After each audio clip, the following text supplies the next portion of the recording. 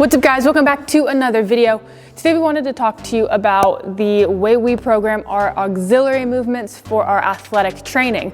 So obviously we always have our compound movements, but then there's usually 5 ways that we like to program those accessory or complementary movements. So we're gonna go over those with you, show you some of our favorites. Hopefully you enjoy this video. If you do, please give it a thumbs up. Please subscribe to the channel. We post new videos every Tuesdays and Thursdays, so make sure you're subscribed to catch all of them. Hope you enjoy.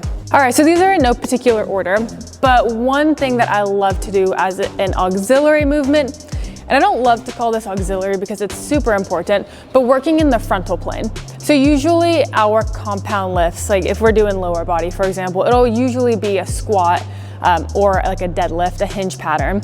So we always make sure to get in some type of frontal plane work. So that lateral side to side movement, super important, but it's not going to be my compound. So in order to do this, we'll do something like a lateral lunge ISO, a crossover lunge, a crossover step up, pretty much anything working in this frontal plane. We also make sure to hit these movements at different speeds. So we'll do like a lateral lunge rebound, a foot elevated rebound for a crossover lunge, crossover step, just something that can train that side to side, firing up the muscles right here. Oh, got my hand caught in my pocket. Firing up these muscles, working that, and you can still load it up, right? Just because it's not your compound doesn't mean you can't load it up. You gotta make sure you're training this with some load at some different speeds as well. So love doing this as one of those higher priority auxiliary movements. Number 2, another thing we love to do for an auxiliary movement is some type of corrective exercise. So by this, I mean, we'll balance out something that we've been training really hard that day. So let's say, for example, our compound lift is a back squat.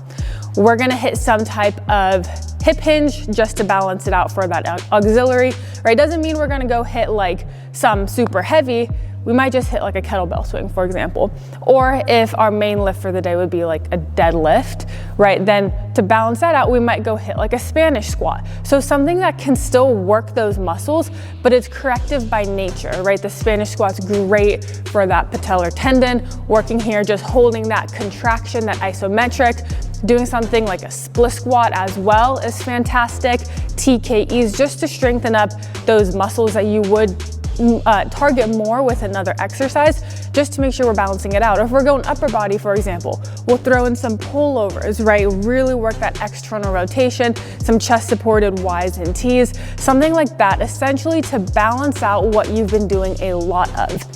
The other part of the corrective, umbrella is going to be some type of movement pattern. So for example, we'll do like a Turkish get up. So we're going to be on the floor, right? You're not just hammering that load constantly, right? This is typically body weight unless we do some type of load in that up hand.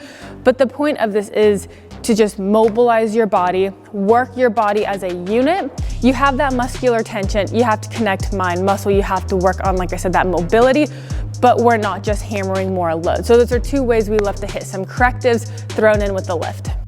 Number 3, we're gonna do some type of stability exercise. So I don't mean your typical stability, although we do that as well, like a single leg foam balance. By this, I mean something that works the entire body, so it creates muscular tension, but we're also working on stability. So for example, a farmer's carry, a suitcase march, something like that, something like even a single leg dumbbell cross body raise. So we're working that cross system, right? Twisting a little bit, core is engaged, but you're still requiring that muscular tension. So this is a great way for the athlete to kind of let their body cool a little bit, relax, but still work. So that active recovery when you're tired, focusing on that stability and that balance is super important to make sure you're good. Make sure you can control your breathing as well, right? There's a huge correlation between your ability to breathe, to recover, your performance, especially with sprinting. So we want to make sure that we have that. So when we're doing, let's say, our suitcase carry, for example, or a suitcase march, we tell the athletes, focus on your breathing, right? Slow, controlled, dynamic trunk control. So love doing this in between those compound or even after, just as a way to kind of connect and like be that glue that's holding everything together.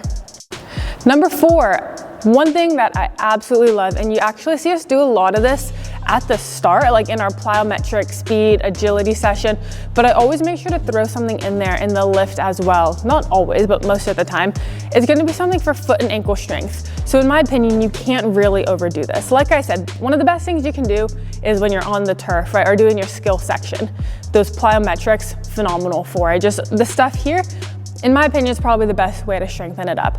However, there's a lot of stuff that we can do in addition to that work phenomenally to strengthen that foot and ankle. For example, doing just like a plate heel hang, or doing some type of single leg calf drop, working that ability to relax and contract as fast as we can. Fire up the entire lower limb, right? It's more than just the foot and ankle, it's that whole lower limb because it all works together. The calf with the Achilles, with the foot, with the ankle, all those muscles for stability, for power. You don't want it to be weak. So doing something like that, even a split stance with a calf raise in there as well, firing up that lower limb. Like I said, with the stability section, you can work on your breathing with it. When you're a little bit more fatigued, you really have to focus on what you're doing. So it's a great way to allow the athletes to cool down, but still be highly focused on what they're doing. Get in some of that lower limb work, and you will see that as you start to work that lower limb, you're gonna get faster, your agility is gonna be quicker, you're gonna notice it just feels better, and your lifts are going to be better as well because you're only as strong as your weakest link.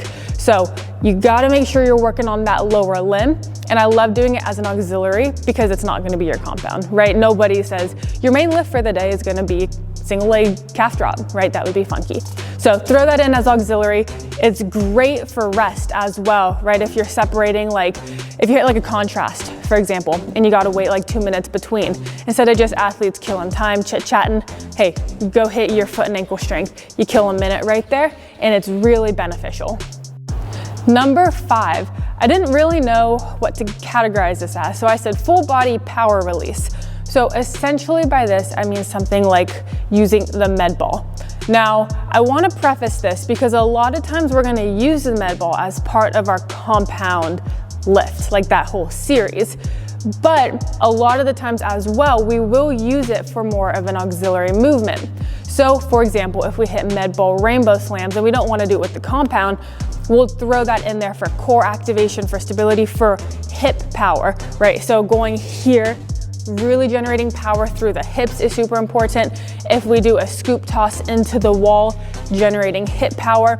Like I said, a lot of the times this will be part of our compound lift, but not always. And I think this is a great way for an athlete to work on rotation or anti-rotation, whether we're hitting a front on scoop, even a shot put. There's a lot of great ways we can use the med ball to work those auxiliary movements. So hopefully you guys enjoy this video. Hopefully this helps with your programming. These are kind of some of the ways that we like to do it.